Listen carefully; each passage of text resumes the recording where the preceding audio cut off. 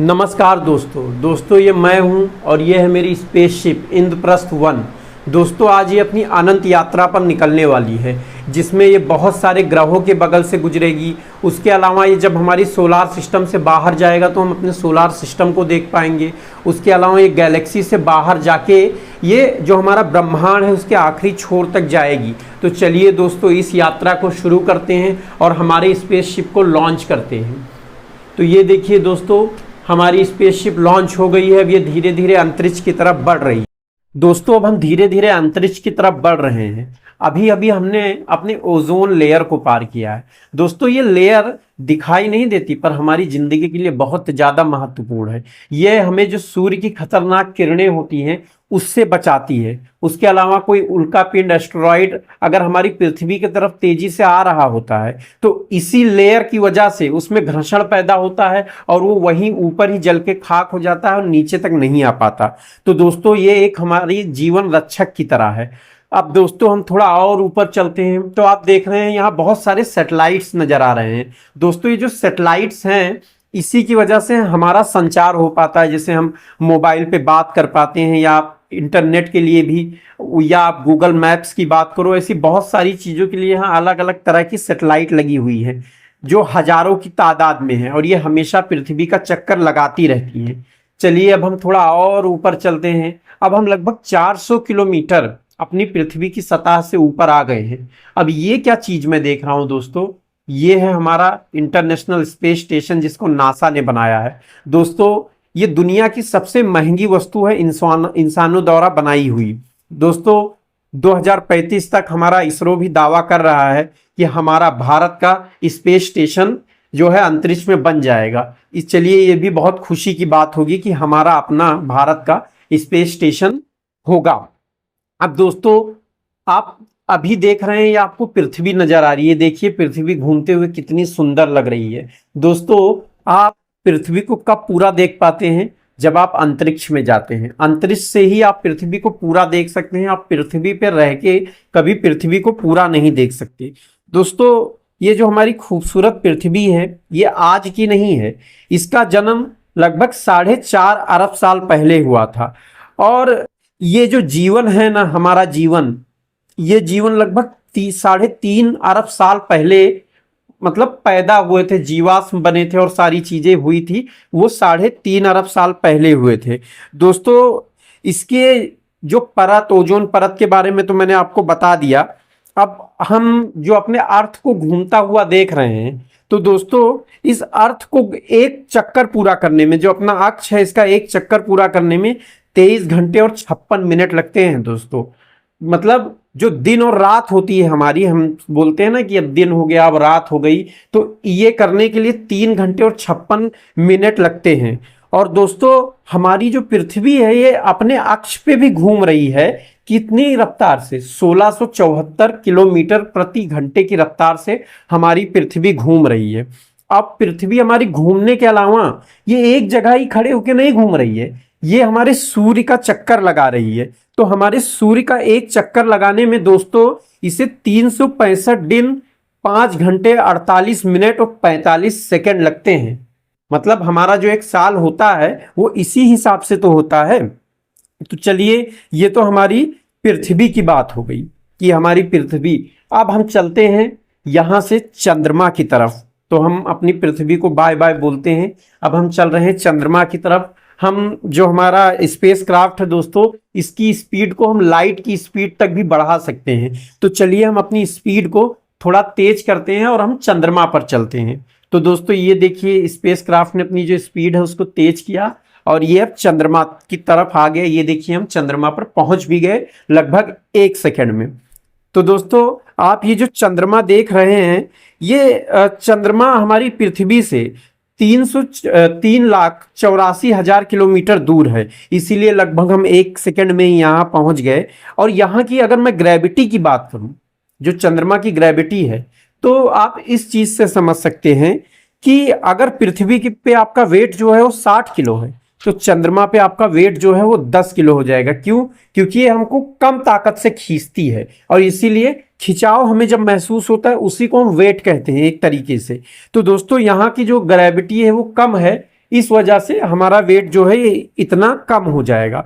दोस्तों अब अगर चंद्रमा के जन्म की बात करें तो कुछ अरब साल पहले हमारी पृथ्वी से कोई एक मंगल के आकार का ग्रह टकराया था, जिसकी वजह से बहुत सारा मलबा जो है वो अंतरिक्ष में उड़ गया उस टकराव की वजह से, और पृथ्वी का चक्कर लगाने लगा। धीरे धीरे वो जो मलबा है वो आपस में जुड़ता चला गया और तब जन्म हुआ हमारे चंद्रमा का। दोस्तों अगर मैं आपको अपने चंद्रमा की खासियत बताऊं तो इसी चंद्रमा की वजह से हमारे जो समुद्र हैं इसमें ज्वार और भाटा आता है, और यही चंद्रमा है जिस पर इंसान ने कदम रखा। अगर मान लीजिए पृथ्वी के अलावा कोई ऐसा दूसरा, ये ग्रह तो नहीं है, उपग्रह है, तो किसी उपग्रह पे इंसान ने जो कदम रखा है वो सिर्फ चंद्रमा है, बाकी अभी हम कहीं तक नहीं जा पाए हैं। तो दोस्तों अब चलिए चंद्रमा को भी अलविदा कहते हैं। अब हम अपने जो पड़ोसी है, निकटतम पड़ोसी, कौन? मार्स। दोस्तों ये देखिए लाल ग्रह कितना शांत लगता है। देखिए हम यहाँ पे कितनी जल्दी पहुंच गए, वैसे हमें यहाँ भी पहुंचने में लगभग 22 मिनट लगा है हमारे स्पीड के हिसाब से, तो भी कोई बात नहीं। दोस्तों देखिए कितना शांत लग रहा है ये ग्रह, कितना शांत। लेकिन वैज्ञानिक कहते हैं कि यहाँ पर पहले जीवन था, और शायद जो हमारा जीवन है, हम जो जीवन जी रहे हैं, ये शायद मंगल ग्रह से ही आया है।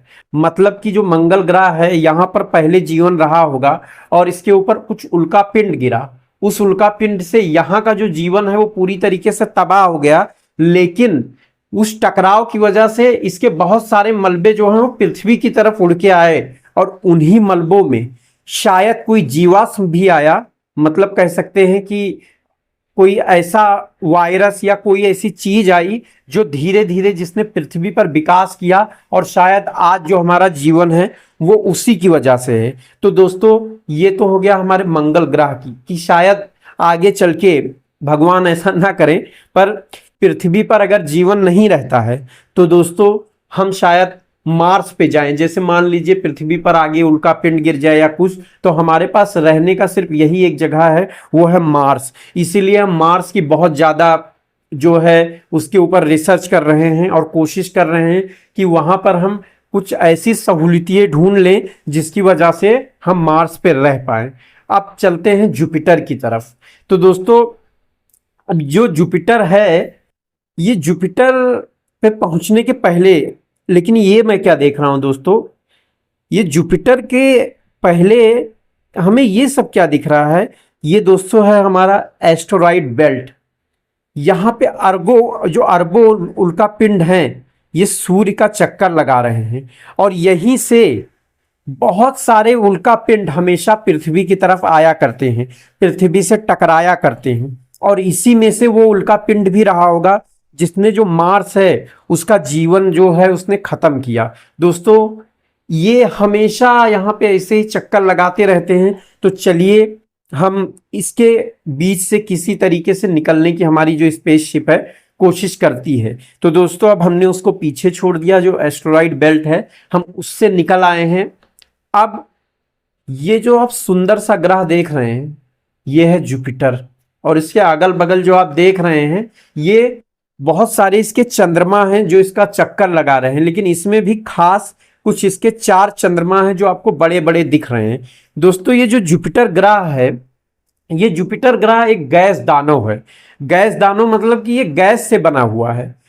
अब इसकी कोई सतह नहीं है। एक बार नासा ने अपने स्पेसक्राफ्ट को ये जुपिटर के अंदर, मतलब जो ये है इसमें भेजा था, सिर्फ 43 किलोमीटर अंदर जाते तक वो इतना गर्म हो गया कि एक तरीके से वो गायब ही हो गया। मतलब मान लीजिए वो हवा बन गया, इतनी वहां गर्मी है। और ये जो आप लाल धब्बा देख रहे हैं ना दोस्तों जुपिटर के ऊपर, ये लाल धब्बा एक तूफान है जो कई सैकड़ों सालों से चल रहा है। यहाँ 600 किलोमीटर प्रति घंटा की रफ्तार से इस तूफान में हवाएं चलती हैं, और ये जो तूफान है, यही सिर्फ ये जो धब्बा आप देख रहे हो, यही हमारी पृथ्वी से लगभग 4 गुना ज्यादा बड़ा है। तो आप सोच सकते हो दोस्तों ये जो जुपिटर ग्रह है, ये जुपिटर ग्रह एक तरीके से पृथ्वी की रक्षा भी करता है। जब बहुत सारा जो एक और बेल्ट है किपलर बेल्ट, उससे जब बहुत सारे उल्का पिंड हमारे पृथ्वी की तरफ आने लगते हैं तो जो ये इसका ग्रेविटी है ये पृथ्वी के मुकाबले लगभग 2.5 गुना ज्यादा है। तो इसकी जो ग्रेविटी है ना वो उस उल्का पिंड को खींच लेती है और ये हमारी पृथ्वी तक नहीं आ पाता है। तो दोस्तों, और जो इसके चंद्रमा आप देख रहे हो, इसमें से जो एक चंद्रमा यूरोपा है, ये यूरोपा चंद्रमा, इसके ऊपर जो जीवन है इसके बारे में कहा जा रहा है कि यहाँ जीवन हो सकता है। इसकी जो आप सतह देख रहे हो ये पूरी तरीके से बर्फ से बनी हुई है, लेकिन इस बर्फ के नीचे नमकीन महासागर है। नमकीन महासागर मतलब कि आप समझ सकते हो कि हमारी पृथ्वी पर जैसे समुद्र है वो भी नमकीन है, और इसी वजह से हमारी पृथ्वी पर जीवन है, पानी की वजह से। तो वैज्ञानिक ये मानते हैं कि जो ये सतह है इसके नीचे पानी है, तो उस पानी में जीवन जरूर होगा, और हो सकता है हमें जो हमारा पहला एलियन मिले वो शायद वहीं से मिले। देखिए धीरे धीरे विज्ञान प्रगति कर रहा है, एक दिन हम जो ये बर्फ की परत है इसको भी खोद के अंदर पहुंचने में जरूर सफल होंगे। तो दोस्तों, अब हम विदा लेते हैं अपने जुपिटर ग्रह से और चलते हैं शनि ग्रह की तरफ। आहा, पहुंच गए हम शनि ग्रह की तरफ। दोस्तों, हमारे सौरमंडल में जो सबसे सुंदर ग्रह माना जाता है वो माना जाता है शनि ग्रह। ये अपने छल्लों की वजह से देखिए कितना खूबसूरत लग रहा है। ये इतना खूबसूरत आप कल्पना नहीं कर सकते हैं कि ये जो छल्ले हैं इसके कितनी ज्यादा रफ्तार से घूम रहे हैं। ये लाखों किलोमीटर की स्पीड से घूम रहे हैं। और आप जो इसके अगल बगल देख रहे हैं इसके भी बहुत सारे चंद्रमा हैं, पर उन सारे चंद्रमाओं में एक जो सबसे खास चंद्रमा आप देख रहे हो ये है टाइटन। दोस्तों, ये टाइटन जो ग्रह है, उपग्रह आपका चंद्रमा जो है शनि का, यहाँ पर भी जीवन होने के जो संकेत मिलते हैं। वैज्ञानिक कहते हैं कि यहाँ भी जीवन हो सकता है। दोस्तों, अगर हम बात करें कि ग्रहों पे तो जीवन, क्योंकि ये भी एक गैस दानव ही है, शनि ग्रह जो है सैटर्न वो भी एक गैस दानव ही है, लेकिन अगर जीवन की बात करें तो हमको आगे चल के जीवन किसी न किसी चंद्रमा पर ही मिलेगा। ग्रह पर मिलना थोड़ा मुश्किल लगता है। अब चलिए हम अपनी स्पीड को और बढ़ा देते हैं। ये देखिए, ये जो ग्रह दिखाई दे रहा है हम इसके बगल से गुजर रहे हैं, ये यूरेनस ग्रह है। अब चलिए और आगे जाते जाते हैं, क्योंकि अब हमें अपना जो टाइम है उसको बचाते जाना है, तो हम अब स्पीड अपनी और बढ़ाएंगे। दोस्तों, ये जो आप देख रहे हैं ये ग्रह, ये नेपच्यून है। दोस्तों, अगर यहाँ के बारे में मैं आपको एक बात बता दूं कि यहाँ पर हीरो की बारिश होती है, मतलब डायमंड रेन होता है यहाँ पे। अगर आप यहाँ पर जाओगे तो आपको यहाँ पे चारों तरफ सिर्फ और सिर्फ डायमंड ही डायमंड, डायमंड ही डायमंड मिलेंगे। अब दोस्तों चलिए इससे भी विदा लेते हैं। अब कोशिश करते हैं हमारे सोलार सिस्टम से बाहर निकलने की। तो चलिए, हमें अभी एक और जो है बाधा पार करनी है, वो है किपलार बेल्ट जो है हमारा, हम उसको पार करेंगे। तो दोस्तों चलिए अपनी स्पीड को बढ़ाते हैं, लेकिन 1 मिनट, ये कुछ आपको अंधेरे में कुछ दिखाई दे रहा है ना दोस्तों, ये है प्लूटो ग्रह। ये जो ग्रह है ये बहुत बदकिस्मत माना जाता है दोस्तों। बदकिस्मत इसलिए कि पहले इसको ग्रह में गिनती की जाती थी, लेकिन 2006 में इसको बौने ग्रह की श्रेणी में डाल दिया गया। तो इससे मतलब जो कुछ वैज्ञानिक हैं जो बोलते हैं कि प्लूटो के साथ अन्याय हुआ, ऐसा नहीं होना चाहिए था। लेकिन दोस्तों, अगर मैं आपको अपनी राय बताऊं तो हमारी जो मेरी राय है, मेरे हिसाब से प्लूटो को क्या फर्क पड़ता है कि आप उसको ग्रह मानते हो, उपग्रह मानते हो, बौना ग्रह मानते हो। वो तो अपना देखिए आराम से चक्कर लगा रहा है सूर्य का, उसको कोई टेंशन नहीं है। तो दोस्तों चलिए इसको भी बाय कहते हैं और चलते हैं आगे जो हमारा मंजिल है उसकी तरफ। तो दोस्तों अब ये देखिए हम आगे किपलार बेल्ट पर। ये दोस्तों जो बेल्ट है, ये यहाँ पर भी करोड़ों एस्टेरॉइड, मेटेरॉइड और भी बहुत सारी चीजें घूमती रहती हैं, आपस में टकराती रहती हैं और ये पृथ्वी की तरफ जाती रहती हैं। जो मैंने आपको बताया नहीं था कि जुपिटर जो खींचता है, तो यहीं से जो एस्टेरॉइड हुए या उल्कापिंड हुए यहाँ से जाते हैं, तो कुछ पृथ्वी तक पहुंच जाते हैं और कुछ को शनि ग्रह, जुपिटर, नेपच्यून ये सब अपनी ग्रेविटी से खींच लेते हैं। तो हमें हमेशा इनका शुक्रिया अदा करना चाहिए। तो दोस्तों सिर्फ ये देखिए, हमें यहाँ तक पहुंचने में ही हम लाइट की स्पीड से चल रहे हैं, तो भी हमें लगभग एक दिन लग गया खाली किपलार बेल्ट तक पहुंचने के लिए। आप सोच सकते हैं कि कितना हमें समय लगेगा अगर सौरमंडल को पार करना है तो दोस्तों अब चलिए हम अपना जो सोलार सिस्टम है उसके अंतिम छोर पर आ गए हैं। अब यहां से देखिए हमारा सोलार सिस्टम कितना सुंदर लग रहा है। हमें सोलार सिस्टम से अब बाहर निकलना है, तो हम अपनी स्पीड बढ़ाएंगे जो हमारे स्पेसक्राफ्ट की है, और हम अपने सोलार सिस्टम से बाहर निकल जाएंगे। अब आप हमारे सौर मंडल की सुंदरता का अनुभव कीजिए। तो चलिए हमने हमारे सौर मंडल को विदा कर दिया है। अब देखिए हम जैसे जैसे अपने सौर मंडल से दूर होते जा रहे हैं दोस्तों, वैसे वैसे देखिए सूर्य कितना छोटा छोटा छोटा छोटा होता जा रहा है। और ये क्या, सूर्य के बगल में भी एक और तारा कोई नजर आ रहा है। तो दोस्तों ये जो तारा है यह है प्रॉक्सिमा सेंचुरी। ये हमारी जो सूर्य है, या मान लीजिए हमारी पृथ्वी से लगभग 4.5 लाइट ईयर दूर है। तो दोस्तों मतलब कि हम अगर लाइट की स्पीड से मतलब इस स्पेसक्राफ्ट से भी सफर करेंगे तो हमें वहां पहुंचने में लगभग 4.5 साल लग जाएंगे। और उस जो ये सूर्य है, जो प्रॉक्सिमा सेंचुरी मतलब जो तारा है, इसके भी कुछ ग्रह चक्कर लगा रहे हैं और शायद उन ग्रहों पे भी जीवन है, ऐसा साइंटिस्ट मानते हैं। तो चलिए दोस्तों अब हम अपने सोलार सिस्टम से बाहर आ गए हैं। अब हमें अपनी गैलेक्सी से बाहर जाना है। तो अब आपको बताऊं मैं अपनी गैलेक्सी से बाहर जाने में कितना समय लगेगा। लगभग 10 लाख साल लग जाएंगे दोस्तों इसी स्पीड से।